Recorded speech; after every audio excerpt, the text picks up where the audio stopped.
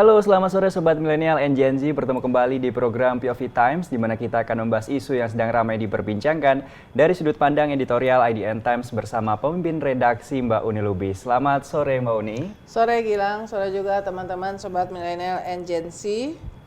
Semoga sehat ya. Semoga sehat selalu. Mbak Uni, seperti biasa ada 3 tema yang akan kita bahas. Yang pertama mengenai hadirnya Indonesia di dalam KTT G20 di Afrika Selatan. Lalu yang kedua mengenai putusan Komisi Fatwa MUI dan salah satunya tentang pajak berkeadilan. Dan yang terakhir mengenai pertemuan Wakil Ketua DPR RI Sufmi Dasko dengan Presiden Prabowo Subianto. Kita ke tema yang pertama terlebih dahulu, Mbak. Di KTT G20 Afrika Selatan, Wakil Presiden Gibran Raka Buming Raka mewakili Indonesia. Nah, menurut POV Times, ini kenapa Mbak? Kenapa Gibran Raka Buming Raka? Dan apakah Presiden Prabowo Subianto menganggap tidak penting untuk hadir secara langsung? Jadi ini sedang ada tantangan besar terhadap semangat multilaterisme di dunia ya, dalam diplomasi global atau internasional. Kita lihat misalnya waktu di pertemuan PBB ya, pertemuan sidang Majelis Umum PBB bulan tanggal 23 September tahun ini, pidato Presiden Trump itu ngebully PBB lah, dianggap PBB sudah gagal, tidak bermanfaat. Saya sudah bisa mendamaikan konflik di 7 tempat, hal yang nggak bisa dilakukan oleh PBB. Jadi intinya dia ngebully banget lah. Artinya Trump itu memang sudah menganggap bahwa tidak ada multilaterisme. Dia ingin mengatur dunia, tentu saja misalnya yang sudah jelas lewat kebijakan tarifnya. Nah, tapi waktu itu Presiden Prabowo yang pidato sesudah Presiden Trump itu cukup signifikan mengatakan mendukung multilaterisme dan juga mendukung peran dari PBB dalam semua hal, termasuk dalam perdamaian dunia dan semuanya ya, agenda-agenda PBB. Nah, G20 di Afrika Selatan itu menarik karena ini tuan rumahnya adalah negara katakanlah disebut sebagai Global South ya, negara selatan, negara berkembang sama seperti Indonesia. Kedua, KTT G20 di Afrika Selatan juga diboikot Amerika. Jadi Amerika memang sengaja tidak hadir ya. Dan karena itu ini menarik, ini deklarasi biasanya kan dilakukan di akhir dari KTT sesudah kepala-kepala negara, pemimpin pemerintahan G20 itu bertemu. Kan G20 ini kan awal mulanya adalah pertemuan informal antara Menteri Keuangan dan Gubernur Bank Sentral dari 20 perekonomian terbesar plus lembaga multilateral seperti Bank Dunia dan IMF ya. Kemudian itu dipicu oleh krisis keuangan di tahun 97 ya. Makanya mereka mulai ketemu tahun 99. Nah, kemudian karena dirasakan penting dan terutama ada krisis finansial global juga 2008, kemudian pertama kali dilakukan di level kepala negara, kepala pemerintahan, makanya disebut KTT, Konferensi Tingkat Tinggi atau Summit 2008 itu di Washington DC. Kemudian saya juga tentu meliput di eranya Pak Presiden Susilo Bambang Yudhoyono. Nah, awal mulanya tuh karena krisis finansial, tapi kemudian sampai ke sekarang berkembang membahas berbagai macam, termasuk misalnya waktu Indonesia, presidensi Indonesia tahun 2022 itu kan Indonesia kemudian mengusung 3 tema ya, yaitu arsitektur kesehatan global, kemudian transformasi digital dan transisi energi. Nah, kalau yang di Afrika Selatan G20 presidensinya tuh temanya solidarity, equality, sustainability ya. Jadi selalu belakangan tuh kira-kira hampir sama lah ya. Soal energi, sustainability, pembangunan ya. Kalau Indonesia benar-benar itu kayak menggambarkan masih semangat post pandemik. Nah, kembali ke Afrika Selatan, satu Amerika boikot, Yeah. dia nggak ikutan, dia juga menentang deklarasi yang kali ini disampaikan di awal pertemuan ya, di awal KTT ya.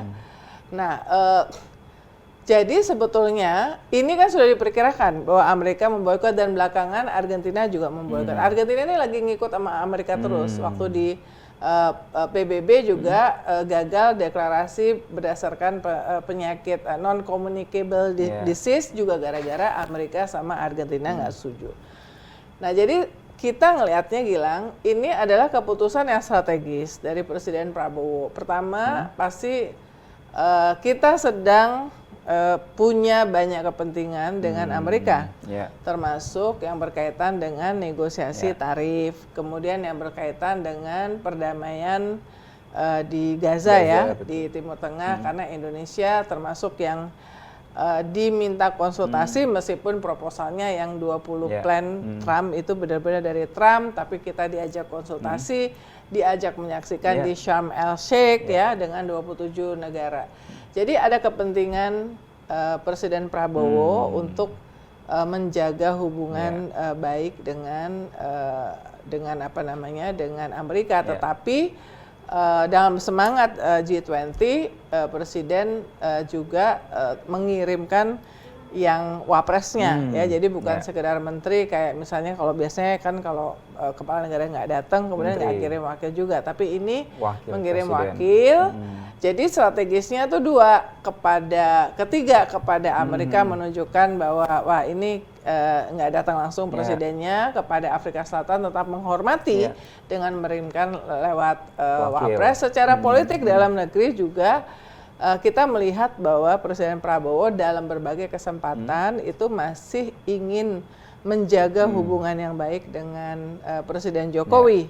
Gibran ini kan anaknya Jokowi ya, sehingga ini memberikan peran. Makanya kan rame jadi pertimbangan, jadi pembicaraan secara politik karena wah ternyata akhirnya Gibran dapat peran nih untuk untuk di forum internasional ya, di G20 ini. Jadi ini adalah semangat yang kita lihat dari satu keputusan yang bisa setidaknya ada 3 dimensi ya, mengirimkan ke Amerika, mengirimkan kepada teman-teman kepada tuan rumah Afrika Selatan dan juga sesama anggota G20, tapi juga internal domestik politik ini juga masih kelihatan menjalin hubungan baik dengan Presiden Jokowi dengan memberikan peran kepada Wapres yang notabene itu adalah anaknya. Tetapi pertanyaan besarnya itu adalah sekarang apakah G20 ini di tengah situasi di mana Presiden Trump ini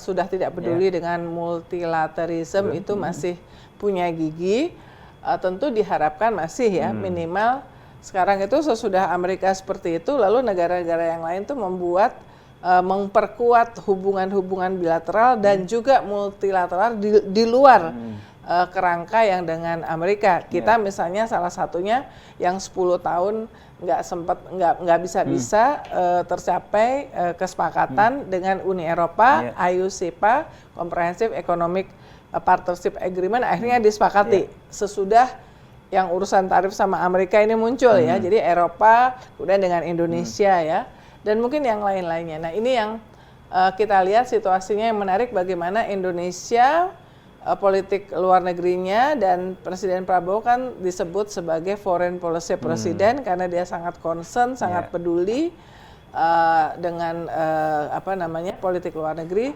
diplomasi luar negeri, menempatkan menempatkan Indonesia di tengah situasi ini, seperti ibarat mengayuh di antara dua karang atau meniti buih gitu ya. Ini yang kita lihat dari penugasan penugasan kepada Wapres ya. Jadi deklarasinya itu kan sama seperti yang kira-kira yang disampaikan pidato Wapres ini kan menyampaikan apa yang penugasan dari Presiden ya, soal keadilan terhadap sistem keuangan, pembayaran utang negara berkembang ya, kemudian isu perubahan iklim. Nah ini yang kira-kira yang di sana dibahas. Nah kita beralih ke putusan Komisi Fatwa MUI Mbak. Komisi Fatwa Majelis Ulama Indonesia dalam musyawarah MUI ke-11 ini menetapkan 5 fatwa. Salah satunya tentang pajak berkeadilan. Disebutkan bahwa bumi dan bangunan yang dihuni tak layak dikenakan pajak berulang. Menurut Komisi Fatwa, fatwa pajak berkeadilan ditetapkan sebagai tanggapan hukum Islam tentang masalah sosial yang muncul akibat kenaikan pajak bumi dan bangunan yang dinilai tidak adil.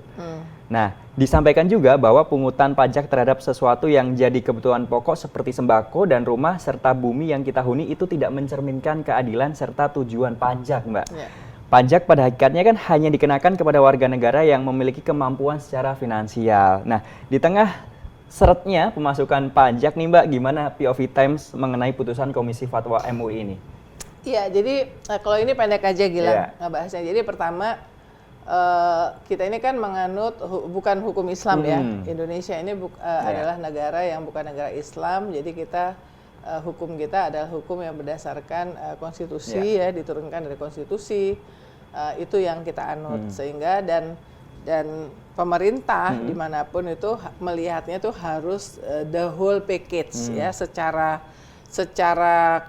holistik semuanya ya, tidak hanya Menyeluruh, berdasarkan aspirasi 1, aspirasi 2 ya.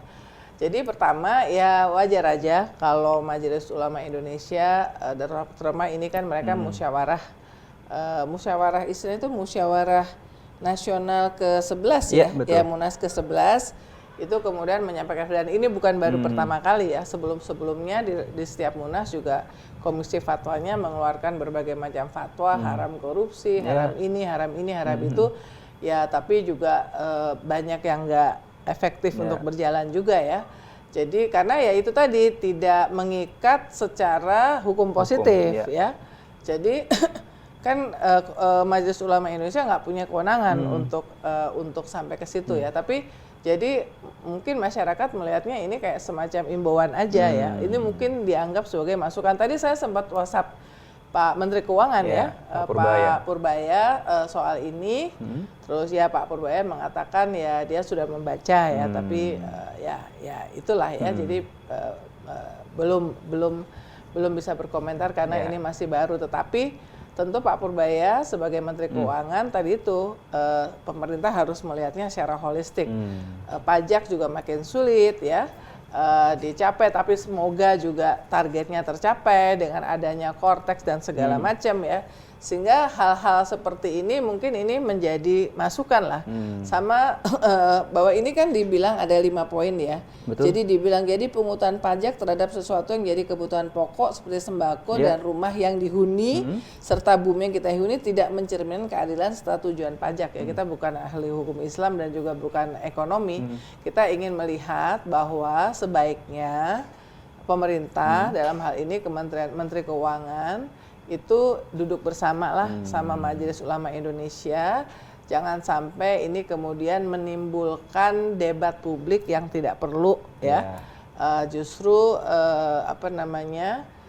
di saat memang kita masih memerlukan pajak, dana dari pajak yang dimanfaatkan untuk pembangunan dan tidak dikorupsi sepeser pun. Kan concern dari masyarakat itu adalah korupsi uang pajak, program-program yang menggunakan uang pajak tapi tidak menyentuh kepentingan semua masyarakat. Itu kan adalah debat yang nggak pernah berhenti. Jadi kalau ada hal yang seperti ini, seruan-seruan seperti ini, ya udah langsung dialog aja, duduk bareng maksudnya apa, sehingga mungkin bisa saling dijelaskan, tidak menimbulkan kebingungan di masyarakat. Oke. Ya. Nah, Mbak Uni, kita ke tema yang terakhir. Ini melihat pertemuan Wakil Ketua DPR RI, Sufmi Dasko Ahmad, yang setidaknya 3 kali bertemu dengan Presiden Prabowo secara khusus nih, Mbak. Dalam 1 bulan terakhir kalau dilihat-lihat, nah ini melihatnya seperti apa, Mbak? Karena menarik nih, Mbak. Jadi sebetulnya Gilang bukan dalam 1 bulan, dalam 1 minggu. Oh, dalam jadi, 1 minggu, oke. Bang Sufmi Dasko Ahmad, atau kita biasa panggilnya Bang Dasko, itu bertemu dengan Presiden Prabowo tanggal 17, tanggal 20, tanggal 22 September. Oh ya, 1 minggu. Jadi dalam 1 minggu 3 hari. 3 kali? 3 kali ya, 3 kali. Sedemikian sehingga ya saya sempat kontak kemarin. Wah, luar biasa nih. Sering banget ketemu langsung berdua aja dengan presiden, meskipun pasti nggak berdua ya. Karena jangan-jangan di situ ada seskap atau minimal ada yang motret lah ya. Karena kan kita monitornya dari akun Instagramnya sekretariat.kabinet. Diposting lah ya di situ. Diposting ya. Jadi makanya kan menimbulkan ini kan politik itu kan soal sinyal-sinyal, pesan-pesan, simbol-simbol ya. Bagaimana membaca simbol-simbol. Bang Dasko ketawa, dia bilang, sebenarnya saya tuh komunikasinya sama presiden tuh sering, cuman ini pakai di-upload katanya. Jadi banyak nih pertanyaan-pertanyaan ya. Tapi pertama ya, ini menunjukkan bahwa komunikasi Bang Dasko ini figur yang sentral dan unik dalam situasi politik kita saat ini, Gilang dan teman-teman ya. Karena dia adalah politisi yang paling dekat dan bisa dikatakan paling dipercaya oleh presiden, dan posisinya strategis karena dia adalah wakil ketua DPR RI ya. Kemudian dia juga ketua harian dari Partai Gerindra, partainya Pak Prabowo ya. Nah, sulit untuk mencari orang yang bisa menjalankan fungsi politik seperti yang sekarang sedang dijalankan oleh Bang Dasko. Makanya mungkin kemunculannya itu pesat ya, terutama dalam 5 tahun terakhir. Karena satu, untuk menjalin komunikasi ya dengan semua pihak, dengan sekarang ini kan di atas kertas sebetulnya semua partai politik yang ada di DPR itu menyatakan mendukung Presiden Prabowo. Bahkan terakhir termasuk adalah PDIP. Betul. Sesudah Hasto mendapatkan amnesti dari Presiden Prabowo, lalu di Bali itu Ibu Megawati menyatakan memerintahkan PDIP untuk mendukung ya pemerintahan dan kebijakan dari Presiden Prabowo. Meskipun tidak perlu ada kader PDIP yang ada di kabinet. Meskipun belakangan berkembang situasi, terutama sesudah Prahara Agustus, bahwa ada semacam ada masalah lah ya, ada masalah. Pak Prabowo melihat PDIP mungkin ada sesuatu hal, sehingga kemudian salah satu simbol yang terlihat itu adalah pada tanggal 8 September Menko Polkam Pak Budi Gunawan yang notabene orang dekatnya Ibu Megawati itu kemudian di reshuffle ya. Nah, tapi intinya sejauh ini Megawati atau PDIP tetap belum menarik statement dukungan terhadap jalannya pemerintahan Presiden Prabowo ya, terutama Presiden Prabowo. Kalau Bu Mega dan PDIP kan punya masalah besar dengan Wapres Gibran ya dan Pak Jokowi. Nah, jadi ini politik ini kan soal bagaimana. Kalau kemarin saya waktu diminta untuk mengisi di Future Leadership Camp, yang program terbaru yang diadakan oleh Kemendikbudristek, saya kemarin politik itu kan soal siapa dapat apa, kapan, di mana, kira-kira seperti itu ya. Nah, ini mengatur ini semua. Dalam situasi sekarang itu memang diperlukan sosok seperti Bang Dasko. Bang Dasko ini tidurnya rata-rata cuma 3 jam ya dalam sehari ya. Kita WhatsApp dia jam 3 masih dijawab karena dia udah bangun.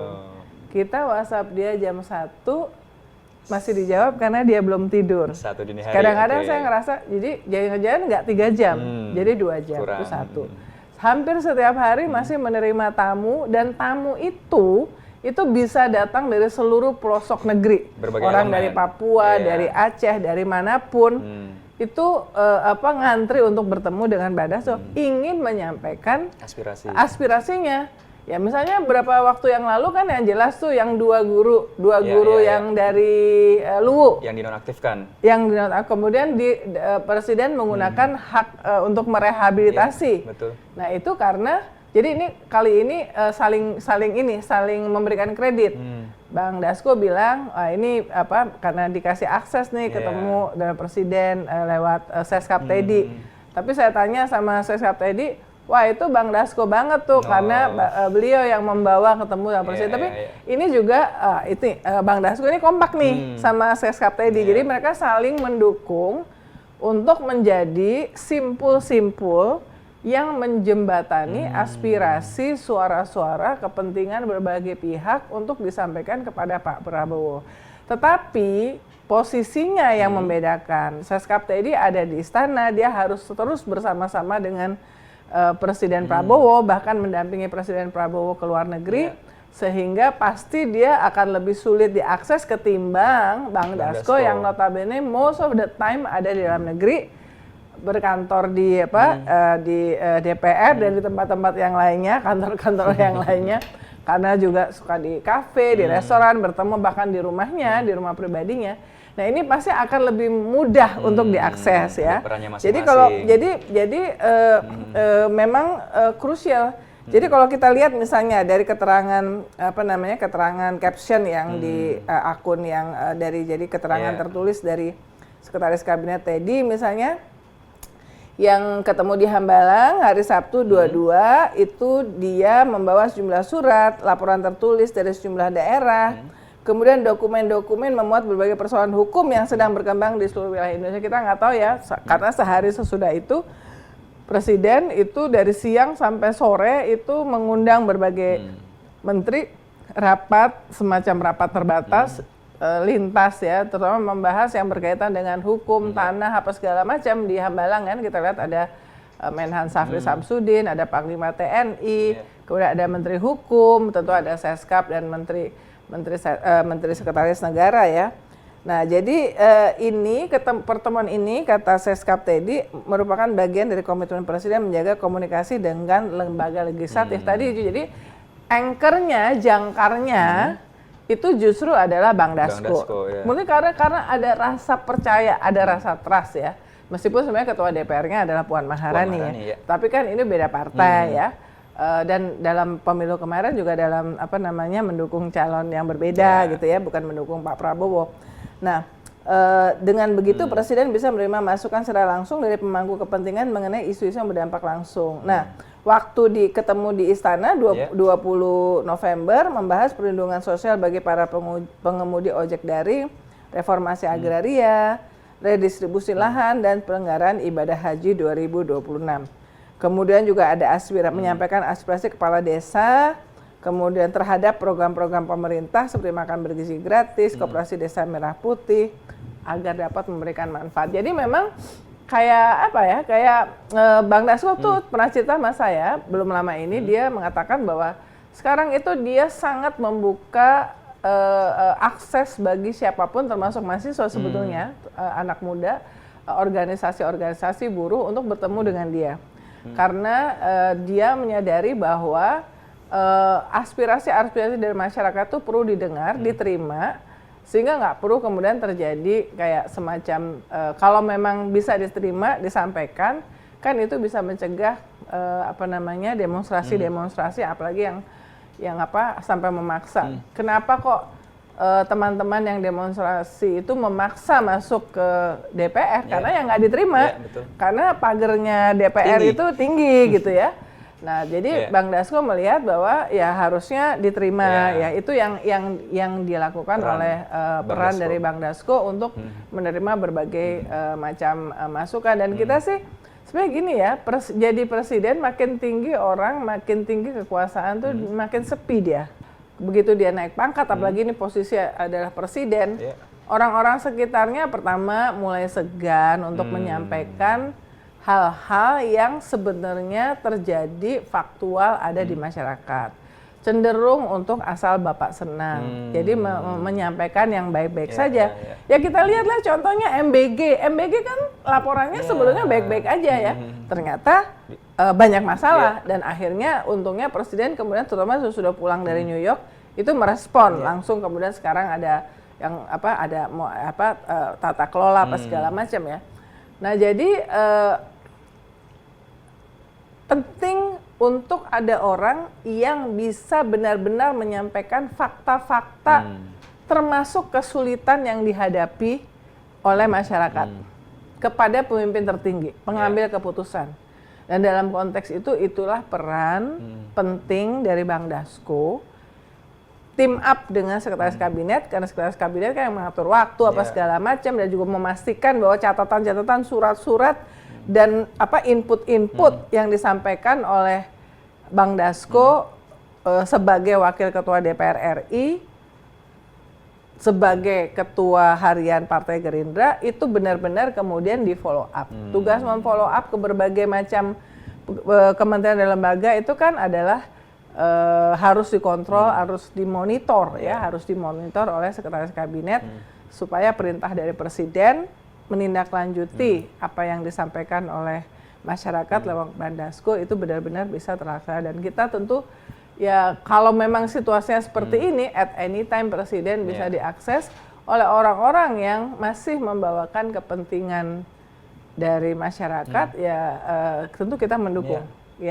tentu kita mendukung, dan kita melihat bahwa itulah peran yang sedang dijalankan oleh Bang Dasko pada saat ini, dan kayaknya sulit untuk mencari penggantinya pada saat ini yang luwes, yang mau kurang tidur, yang bisa diakses setiap saat, tidak birokratis apa segala macam. Kan itu butuh seseorang yang memang mau mendedikasikan waktu, energi, pikirannya. Termasuk di luar postingan tadi yang diupload Mbak ya, yang nggak diupload yang mungkin lebih banyak diupload karena Bang Dasko malah tentu yang teleponan mungkin sering banget gitu ya. Mbak Uni, terima kasih banyak untuk episode kali ini. Kita bertemu kembali di episode berikutnya, dan jangan lupa untuk baca artikel selengkapnya di IDN Times Mbak ya. Sampai jumpa, salam sehat selalu.